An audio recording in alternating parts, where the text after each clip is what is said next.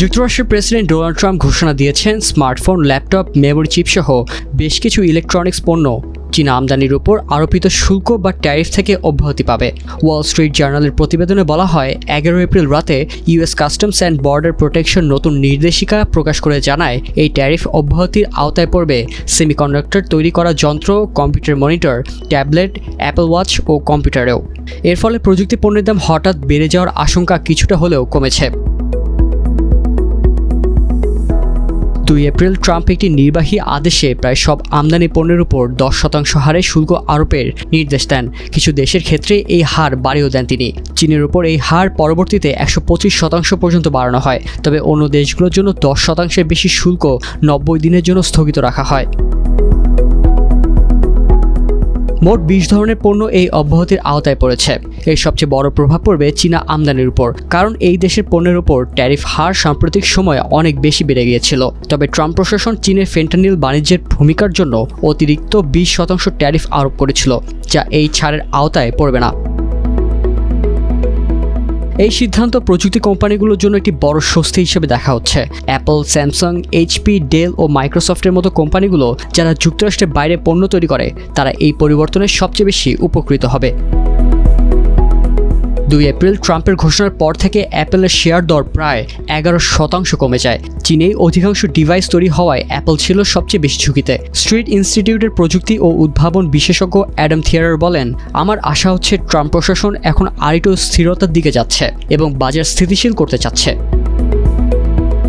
Adam এবং অন্যান্য বিশেষজ্ঞরা সতর্ক করে দিয়েছেন, প্রযুক্তি পণ্যে ট্যারিফ যুক্তরাষ্ট্রকে কৃত্রিম বুদ্ধিমত্তার দৌড়ে চীনের তুলনায় পিছিয়ে দিতে পারে। তবে এখনও এই অনিশ্চয়তা প্রযুক্তি খাতের জন্য একটি বড় চ্যালেঞ্জ। কিছু বিশ্লেষক বলছেন, এই অব্যাহতির কারণে মার্কেট আবার ঘুরে দাঁড়াতে পারে। ওয়েডবুশ সিকিউরিটিজের ব্যবস্থাপনা পরিচালক ড্যান আইভস বলেন, এই ছাড় প্রযুক্তি শেয়ারের ক্ষেত্রে একটি বিশাল র্যালির সূচনা করতে পারে। 2024 সালে যুক্তরাষ্ট্রে চীন থেকে আমদানি করা প্রযুক্তি পণ্যগুলোর বাজার মূল্য প্রায় $100 বিলিয়ন ছিল, যা দেশটির মোট চীনা আমদানির 23%। এর মধ্যে 81% স্মার্টফোন এবং 78% মনিটর এসেছে চীন থেকে। 11 এপ্রিল এয়ারফোর্স ওয়ানের সাংবাদিকদের সঙ্গে কথা বলার সময় ট্রাম্প ইঙ্গিত দিয়েছিলেন কিছু পণ্যে ছাড় আসতে পারে। তিনি বলেন, কিছু স্পষ্ট কারণে ব্যতিক্রম হতে পারে, তবে আমি বলবো 10% হলো ন্যূনতম হার। এর আগে যুক্তরাষ্ট্রের বাণিজ্য মন্ত্রী হ্যাওয়ার্ড লাটনিক সিবিএস নিউজকে বলেন, যুক্তরাষ্ট্রে বড় বড় কারখানা গড়ে উঠবে এবং লক্ষ লক্ষ মার্কিন শ্রমিক আইফোন তৈরি করবে। এই ধরনের উৎপাদন আবার আমেরিকায় ফিরে আসবে। 12 এপ্রিল হোয়াইট হাউসের প্রেস সেক্রেটারি ক্যারোলিন লেভিট বলেন, প্রেসিডেন্ট ট্রাম্প পরিষ্কার করে বলেছেন, যুক্তরাষ্ট্র চীনের উপর নির্ভর করে গুরুত্বপূর্ণ প্রযুক্তি যেমন সেমিকন্ডাক্টর, চিপ, স্মার্টফোন এবং ল্যাপটপ তৈরি করবে না।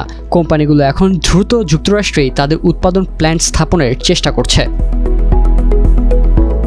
মাইক্রোসফট, গুগল ও অ্যাপল এই বিষয়ে কোনো মন্তব্য করতে রাজি হয়নি। তবে কিছু বিশ্লেষক বলছেন, এই ছাড়গুলো ট্রাম্পের বাণিজ্য নীতির অস্থির দিকটা আবারও সামনে আনছে। অনেক খাতে উৎপাদন যুক্তরাষ্ট্রে স্থানান্তর করার বাস্তবসম্মত নয়, কারণ এখানকার শ্রম খরচ অনেক বেশি।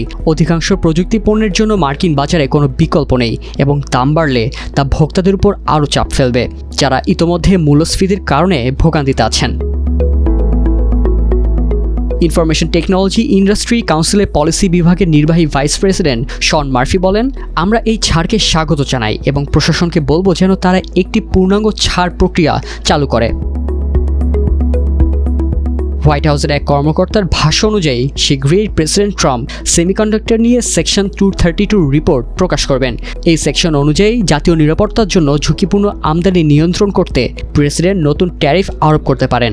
ফলে 11 এপ্রিল যেসব প্রযুক্তি পণ্য ট্যারিফ থেকে ছাড় পেয়েছে, ভবিষ্যতে সেগুলো আবার নতুন করে শুল্কের আওতায় পড়তে পারে। বেশিরভাগ প্রযুক্তি কোম্পানি এখনও ট্রাম্পের ট্যারিফ নিয়ে প্রকাশ্যে সমালোচনা করেনি। হিউলেট প্যাকার্ড ও ডেল ছাড়া অন্য এখনও তেমন কোনো ব্যবসায়িক প্রভাব নিয়ে রিপোর্ট দেয়নি, যদিও তারা আগে সতর্ক করেছিল যে এই অনিশ্চয়তা তাদের ব্যবসায় নেতিবাচক প্রভাব ফেলবে। হোয়াইট হাউসের কর্মকর্তারা জানিয়েছেন, তারা এখনও পর্যন্ত 70টিরও বেশি দেশের সঙ্গে বাণিজ্য আলোচনা শুরু করেছে। তবে এখনও বিস্তারিত তথ্য জানা যায়নি এবং এসব আলোচনায় কতটা অগ্রগতি হয়েছে তাও পরিষ্কার নয়। প্রেসিডেন্ট ট্রাম্প 11 এপ্রিল সাংবাদিকদের বলেন তিনি চীনের সঙ্গে বর্তমান ট্যারিফ অবস্থান নিয়ে খুব স্বাচ্ছন্দ্য বোধ করছেন, তবে আশাবাদী যে তিনি প্রেসিডেন্ট শি জিনপিংয়ের সঙ্গে কোনো সমঝোতায় পৌঁছাতে পারবেন। এই ছাড়ের সিদ্ধান্ত নিয়ে কংগ্রেসের ডেমোক্র্যাট সেনেটর ক্রিস মার্ফি সামাজিক যোগাযোগ মাধ্যমে সমালোচনা করে বলেন, এটি আসলে অ্যাপলের মতো বড় কোম্পানিগুলোকে পুরস্কৃত করার পদ্ধতি, কারণ তারা ট্রাম্পের অভিষেকে বড় অনুদান দিয়েছে। নির্বাচনের পর অ্যাপলের সিইও টিম কুক ট্রাম্পের অভিষেকে ব্যক্তিগতভাবে $10 লাখ অনুদান দেন। মেটা ও অ্যামাজনের প্রতিষ্ঠাতা জেফ বেজোস সহ আরও অনেক মার্কিন কর্পোরেশনও অনুদান দেয়। এর আগে ট্রাম্প প্রশাসনের সময় অ্যাপল একাধিক ট্যারিফ ছাড় পায়।